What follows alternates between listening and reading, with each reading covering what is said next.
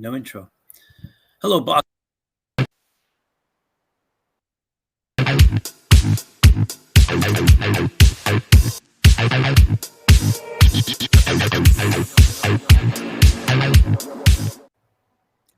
Yes, we're on it. Hello, boxing fans around the world. Thank you once again for joining us on Talking Fight, where we discuss the news, the headlines, courtesy of our friends from Germany, Boxing 24/7, and our good friend Christian Van Schotten and his team were pulling together all these great stories for us to recount for you from among the best of the best. Let me start off with a couple of results over the weekend that weren't exactly shocking, but are certainly newsworthy. I love this guy. We've talked about him before on Talkin Fight, specifically Mike Wart 4 on Knuckle Up, Joshua Buatsi. He stepped into the ring and faced off against Ricards Bolotniks. This was no walkover. This was no easy feat to do, but nonetheless, Joshua Buatsi continued his march towards a world title shot with a stunning 11th round knockout win over Ricards Bolotniks in their WBA light heavyweight world title eliminator on the third and final week of Matchroom Fight Camp in Brentwood, Essex. Last year's MTK Global Gold Contract winner represented the biggest test of Buatsi's career, but the Croydon man passed the test impressively as he maintained his unbeaten record, progressing to 15-0 with a whopping 13 knockouts. This guy is a man we need to look out for. He's a great fighter. We like him a lot over here at Talkin Fight. We hope you're enjoying his skills as well. On that same card, we saw Joe Cordina fight Joshua Hernandez. Joe Cordina blew away Chicago's Joshua Hernandez inside the opening round to progress to 13-0 with 8 knockouts and continue his pursuit of a world title opportunity. The Welsh Wizard was intent on causing damage from the opening bell, landing hurtful shots early on before dropping Hernandez with a stunning right hand they never recovered from. He says, quote, Chris Colbert went 8 rounds with Hernandez, and what I watched of it, it was quite a tough fight for him. Cordina said, I watched that fight and a couple others of Hernandez, and me and Tony came up with a game plan. We were going through in the change rooms and came off a peach. If I had to prove a point, he continues, I said in an interview earlier in the week that I don't take criticism from people I wouldn't go to for advice. I really don't value many people's opinions, so yeah, it's one of those things. You're going to get people criticizing. It's whether you take it on board or not. A lot of people didn't take into consideration that I've been out of the ring for 16 months, had an operation on my right hand, and we proved tonight we got him out there early on. And we got him out of there early on. In other news, as you might recall, I mentioned the young man out of UK, Michael McKinson, and he was up against Brezimlaw Rosnowski.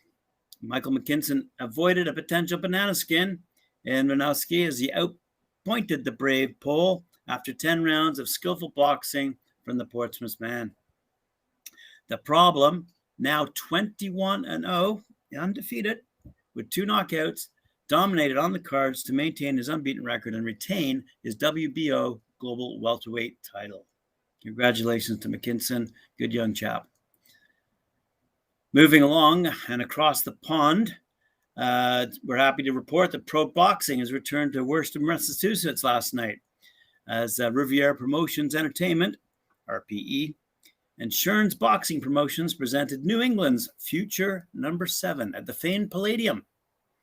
Quote, this is our first show since June 2019, and I'm very pleased, RP promoter Jose Rivera commented. We had a good crowd, close to a sellout, about 1,800, and we had the opportunity to support a lot of local fighters. We had some good fights. I'd like to do one more show later this year. Good for him.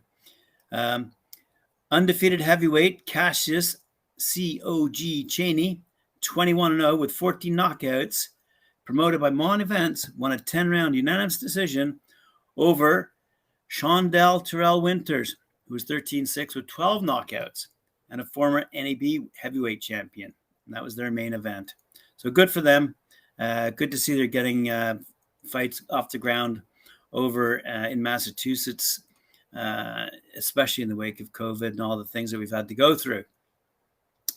Also in the U.S., down in Atlanta at the World Congress Center, we saw Noel Echeverria battle against Rodrigo Guerrero.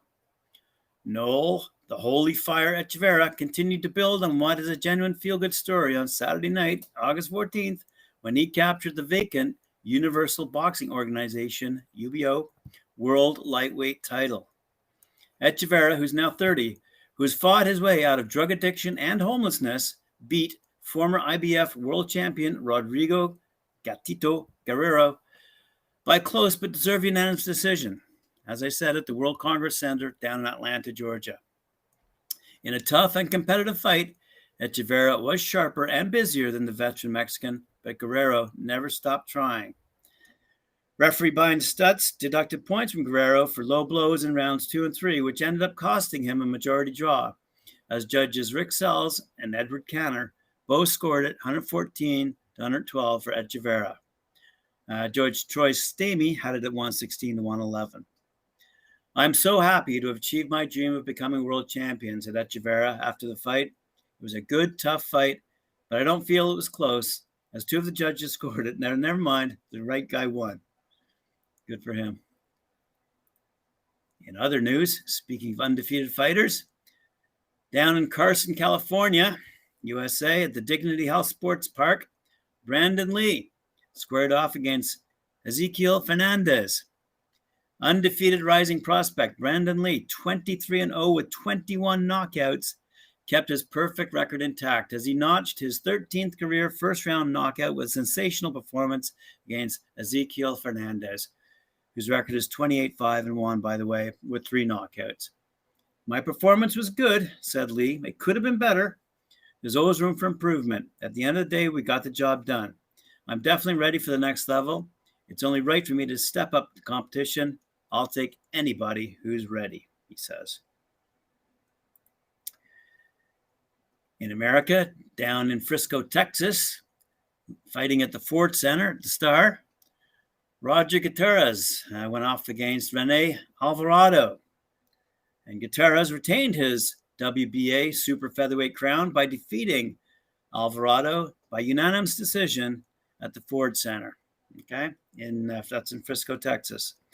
The Venezuelan got cards of 116, 112, 116, 112, 115, 113, making this his first defense of the 130-pound championship in his third fight against the Nicaraguan. The native Zulia, Venezuela, came from snatching the belt from Alvarado on January 2nd in an action-packed fight in which he knocked down the Central American 3 times and beat him in a close decision at the end. This time, the fight did not have as much action as their previous one, but that kid fought with a lot of strategy to keep his opponent away and was able to connect him with the strongest blows and counterattack to win most of the rounds. The 26-year-old now has 26 wins, 3 losses, 1 draw, and 20 knockouts, while Alvarado has 32 wins, 9 losses, and 21 knockouts. Good for them. Good battle.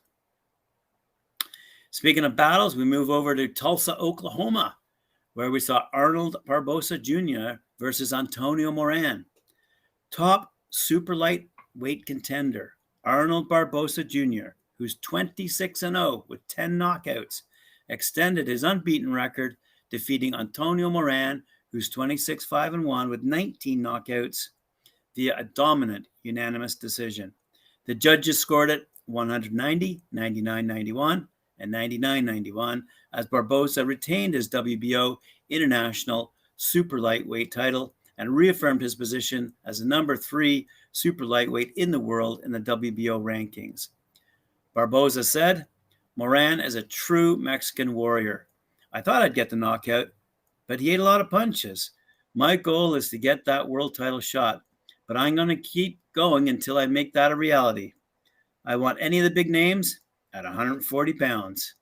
And good luck to him." In my final last story of the day, I'd like to bring to your attention a young lady by the name of Summer Lynn. Always promoting the ladies on Talkin Fight, and this one I like a lot.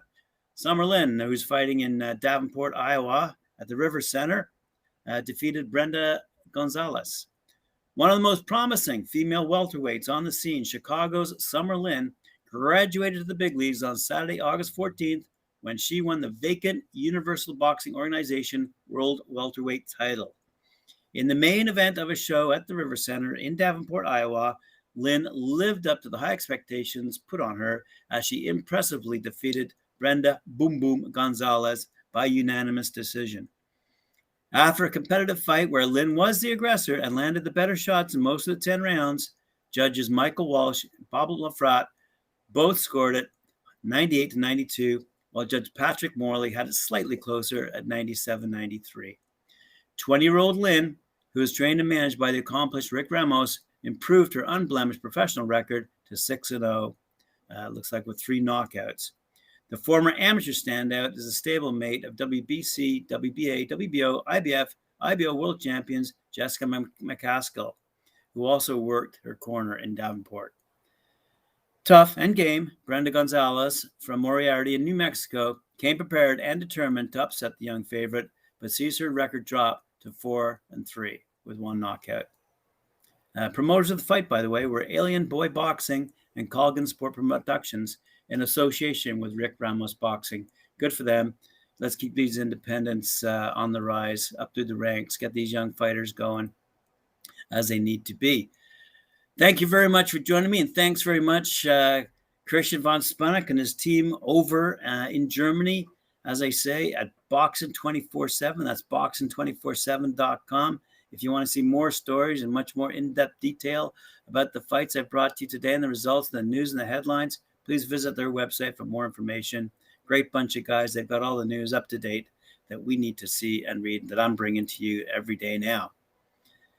All right. Well, thanks very much for joining me, and we'll see you tomorrow. Remember to like, share, subscribe. Thank you very much.